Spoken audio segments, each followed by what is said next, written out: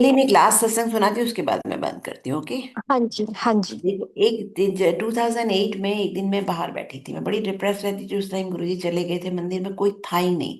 ये नहीं, 2007 की बात है, जुलाई की, जुलाई एंड की बात है। और कोई भी नहीं होता था मंदिर में। तो एक दिन एक अंकल मुझे बैठे हुए दिख गए। तो मैं उनके पास बैठ गई, तो मैंने कहा अंकल कोई सत्संग सुना। ये सब यंग जनरेशन के लिए सत्संग है, बहुत पावरफुल सत्संग है। तो मैंने कहा अंकल कोई सत्संग सुना।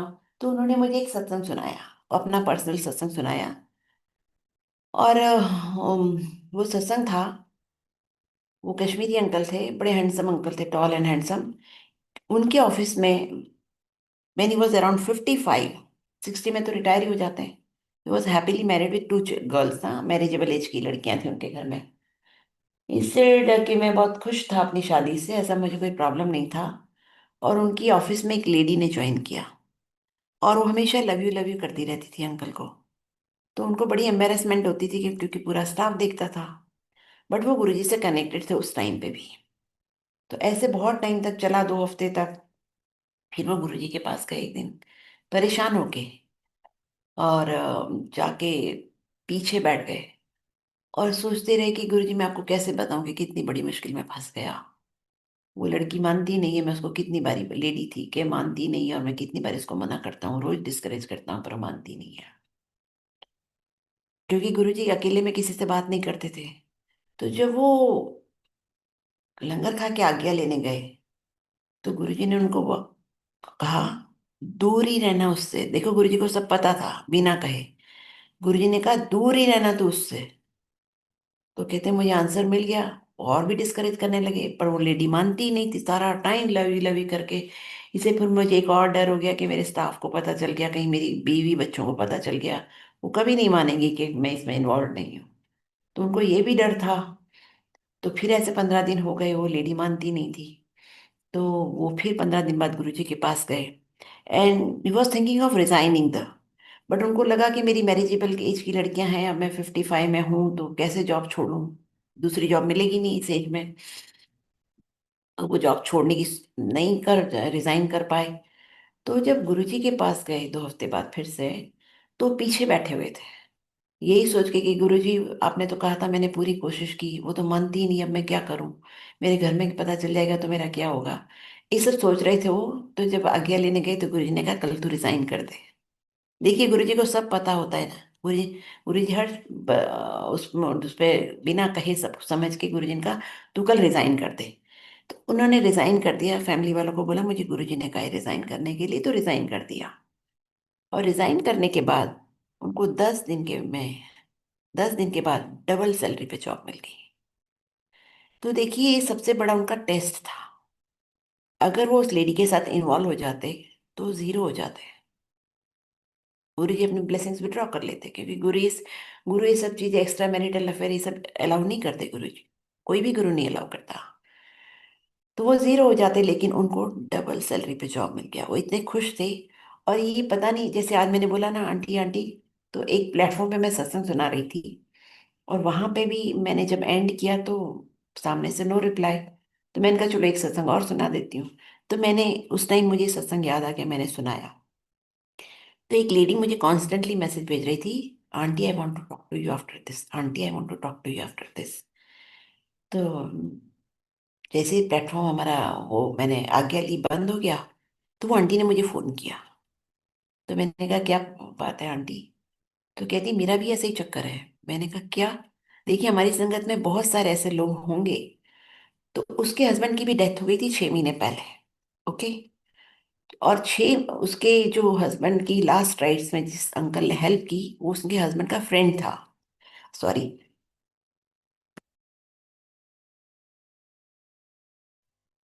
तो उन्होंने बहुत हेल्प की थी लास्ट राइट्स में, और फिर उनको लगा कि ये लेडी तो फ्री हो गई, इसके हस्बैंड की तो डेथ हो गई, तो उन्होंने उस पर शुरू कर दिया लव यू के मैसेज भेजने। तो वो लेडी को भी थोड़ा, बहुत ज्यादा कोई करता है तो आदमी को अच्छा ही लगता है। लेडी भी थोड़ी इन्वॉल्व हो गई। तो कहती है कि मैंने कहा आप, आपके बच्चे हैं, कहती हाँ। मैंने कहा कितने बच्चे हैं, कहती एक बेटी और एक बेटा, दोनों की शादी हो गई है। मैंने कहा आपके बच्चों को पता है, कहती हाँ। वो ऑनेस्ट लेडी थी, कहती हाँ मैंने दोनों बच्चों को बताया हुआ है। तो मैंने कहा क्या कहा, आपके बच्चों ने अलाउ करते हैं ऐसी सब चीजें? तो कहती है नहीं, मेरे बच्चे कुछ नहीं बोल रहे। मैंने कहा आपका दामाद कभी थोड़ी बोलेगा मदर इन लॉ को, और बेटी भी आपको क्या बोलेगी? मैंने कहा वो सब आपके डिसीजन की वेट कर रहे हैं कि आप क्या एक्शन लेते हैं, आप कंटिन्यू करते हैं छोड़ देते हैं। तो मैंने कहा और मैंने उनको बोला कि मैंने कहा वो आपके घर आते हैं? कहते हैं नहीं, क्योंकि उनकी बेटी दामाद साथ में रहते थे। मैंने कहा आप उनके घर जाते हो? कहती नहीं। तो मैंने कहा "आप मिलते कहाँ हो?" कहती मैंने बड़े मंदिर में। देखिए, बड़े मंदिर में गुरु जी के दर्शन के अलावा आप किसी भी पर्पज से जाते हैं तो आपका आशीर्वाद जीरो है।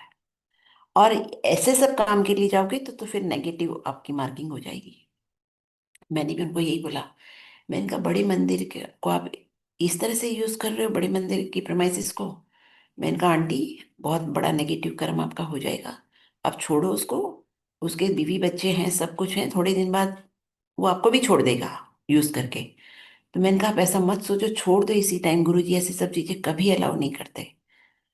और संगत जी उसी टाइम उसने ब्लॉक कर दिया उस अंकल को। उनको समझ में आ गई। और मैंने उनको ये भी बोला, मैंने कहा मंदिर मत जाना उसके बुलाने पे। मैंने कहा 2-4 महीने मत मंदिर जाओ, घर में बैठो, और जब जाओ उनको बताना मत। मैंने कहा ये चैप्टर यहीं क्लोज कर दो। और गुरुजी ने मेरे से जो कहलवाया उसके बाद उन्होंने, उनमें भी स्ट्रेंथ आ गई, उन्होंने उसी टाइम उसको ब्लॉक कर दिया और वो चैप्टर क्लोज हो गया। और मुझे कई बार उनके फोन आते हैं, आंटी थैंक यू, मैं ना अब किसी की भी केस सुनती हूँ तो मैं ये कहानी सुना देती हूँ और वो भी छोड़ देते हैं। तो गुरुजी की का हुक्म मानना सीखो, ये सब चीजों में मत इन्वॉल्व हो। गुरुजी मना करते थे एक्स्ट्रा मैरिटल अफेयर, ये सब कोई गुरु अपने फादर नहीं अप्रूव करते। आपके घर में आपके फादर नहीं अप्रूव करेंगे, आपकी मदर नहीं अप्रूव करेंगे, गुरु कैसे अप्रूव करेंगे? और ये सब बहुत मोमेंट्री होती है। उसके बाद उसका रिजल्ट आपको पता है ना, कितनी सफरिंग होती है उसके बाद।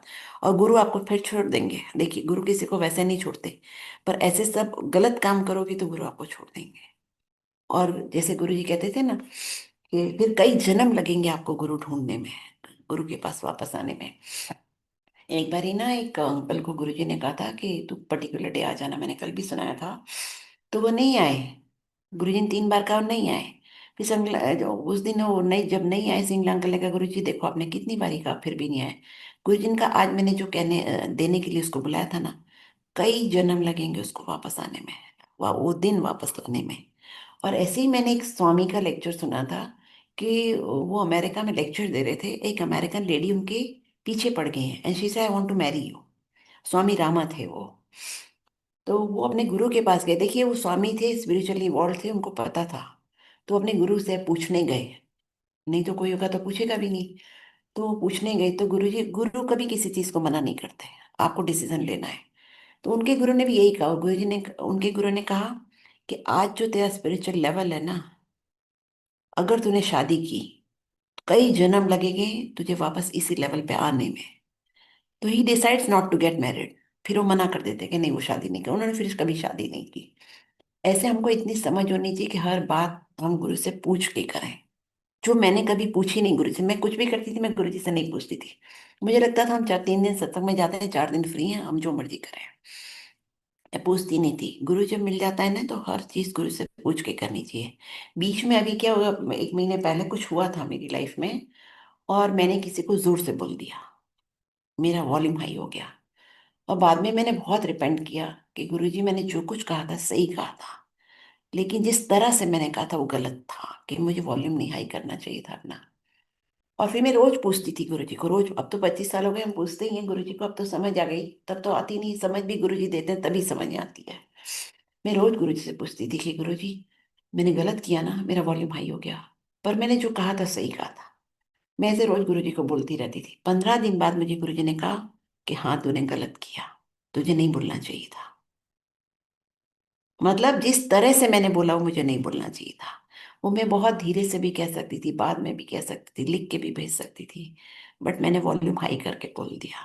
तो ये सब चीजें गुरुजी कहते थे ना, नम्रता लाओ, हम्बलनेस होनी चाहिए आप में। गुरुजी। और फिर मुझे हमेशा ये भी ध्यान आता है कि गुरुजी के पास कितने आते थे, गुरुजी के पास सबकी फाइलें खुली होती थी, कौन क्या है सब गुरुजी को पता था। गुरुजी कभी किसी को कुछ नहीं बोलते थे। तो ये सबसे बड़ा लेसन है कि हमें किसी को कुछ बोलना नहीं चाहिए। जो जो कर रहा है उसका कर्म है, और हमारा गुरु सब देख रहा है। आप अपना कनेक्शन बनाओ, अपनी भक्ति करो। और ऐसे हम करेंगे तो फिर हमारा भी थोड़ा नेगेटिव हो, गुरु जी नाराज हो जाएंगे, हम ऐसा सब करेंगे। अब हम अफोर्ड नहीं कर सकते गुरु जी को नाराज करने का। इसलिए संगत जी, आज के लिए आई थिंक इतना ही, मैं आज्ञा लूंगी। गुरु जी माफ करें मुझे, मैंने अगर कुछ भी बोला हो तो। संगत जी, आपसे भी मैं माफी मांगती हूँ, पता नहीं मैंने कितना सही बोला कितना नहीं। मैं हमेशा गुरु जी के पास बैठ के बोलती हूँ, ताकि मैं कहती हूँ गुरु जी जो आप बोला वो सही है। तो थैंक यू सेवा देने के लिए। बहुत बहुत शुक्राना, आप सबका भी बहुत शुक्राना, गुरु जी का भी। जय गुरु जी आंटी। जय गुरु संगत जी, अगर आप भी अपना सत्संग शेयर करना चाहते हैं तो ऑडियो फॉर्म में रिकॉर्ड करके भेज सकते हैं, या लिख कर भी व्हाट्सएप पर मुझे भेज सकते हैं। व्हाट्सएप का लिंक जो है डिस्क्रिप्शन बॉक्स में है, नहीं तो मैं बता रही हूँ आपको, 9891171770, 9891171770। जय गुरु जी, शुक्राना गुरु जी। क्योंकि आप सब जानते हैं गुरुजी का कहना है कि सत्संग सुनने वाले का और करने वाले का दोनों का भला होता है, और उन सबको ही ब्लेसिंग मिलती है। और गुरुजी हमारे कितने कष्ट तो सत्संग सुनवा सुनवा के ही काट देते हैं।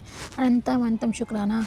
हमेशा गुरुजी हमें हिंट देते हैं सत्संग के थ्रू, कुछ ना कुछ मुझे बहुत सारे मैसेज मिलते हैं उसी के। तो प्लीज़ संगत जी पूरा सत्संग ध्यान से सुना कीजिए, और उसमें आपको कोई ना कोई हिंट ज़रूर देंगे। आपके कष्ट ज़रूर गुरुजी काटते हैं, जो कि हमें पता भी नहीं होता कितने कष्ट तो वो वैसे ही काट देते हैं।